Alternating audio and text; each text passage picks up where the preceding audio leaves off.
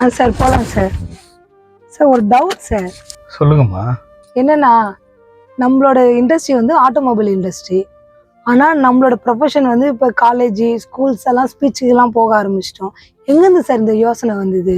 சில பேர் மட்டும்தான் பிடிச்ச வேலையை செஞ்சுட்டு சம்பாதிக்கிறாங்க. என்னால் எல்லா வேலையும் லவ் பண்ண முடியும்னாலும் கூட ஏதோ ஒரு தேடுதல், ஏதோ ஒரு ஏக்கம் மனசுக்குள்ளே இருந்துக்கிட்டே இருந்தது. அந்த தேடுதலின் விளைவு தான் இப்படி. எனக்கு கவிதைலாம் எழுத சுத்தமாக வரவே வராது.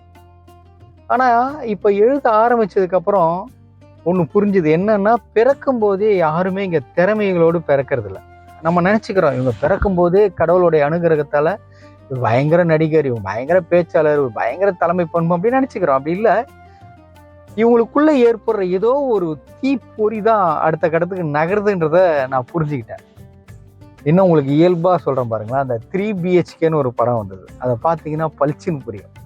இப்போ அற்புதமான படம். நான் வழக்கமாக எனக்கு படம் பார்க்குற ஐடியாலாம் இல்லை, படம் பார்க்க மாட்டேன்.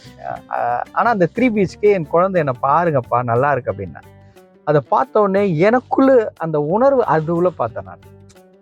ஸோ நமக்கு என்ன வரும், அதை எப்படி மெருகேற்றிக்கலாம் நம்ம தெரிஞ்சுக்கிட்டோம் அப்படின்னா எதையுமே இங்கே சாதிக்கலாம்.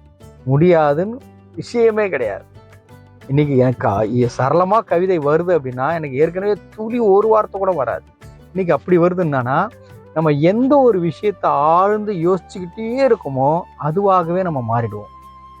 அப்போது உங்களுக்கு என்ன தேவை, பணம் தேவை அப்படின்னா சிந்தனை பெருவாரியான நேரங்கள் பணமாக இருக்கணும் அல்லது அந்த இலக்காக இருக்கணும். நம்ம என்ன பண்ணுறோம் அப்படின்னா ரீல்ஸ்லேயும் என்டர்டெயின்மெண்ட்லேயும் பொழுதுபோக்குலேயும் நம்ம நேரத்தை பெருவாரியாக செலவிட்டுட்டு கொஞ்சோண்டு நேரத்தை தேவையான இலக்கை நோக்கி பயணிக்கிறதுக்கு செலவிட்டுட்டு கிடைக்கலன்னு வருத்தப்படுறோம். நான் ஆத்மார்த்தமாக அந்த வார்த்தையை சொல்கிறேன். உங்களுக்கு எதுவாக மாறணுமோ அதுவாக நீங்கள் நினச்சிங்கன்னா இந்த பிரபஞ்சம் நிச்சயமாக உங்களுக்கு கொடுக்கும். இப்படி தான் சாமிலாம் வருதுன்னு ஒரு விஞ்ஞானம் கூட சொல்லுது. ஸோ நீங்கள் முழுசாக நம்புங்க. அதை மெருகேற்றிக்கிறதுக்கு நீங்களே முயற்சி செய்யுங்க. அதாகவே நீங்கள் மாறிடுவீங்க. வாழ்த்துக்கள்டா சாமி.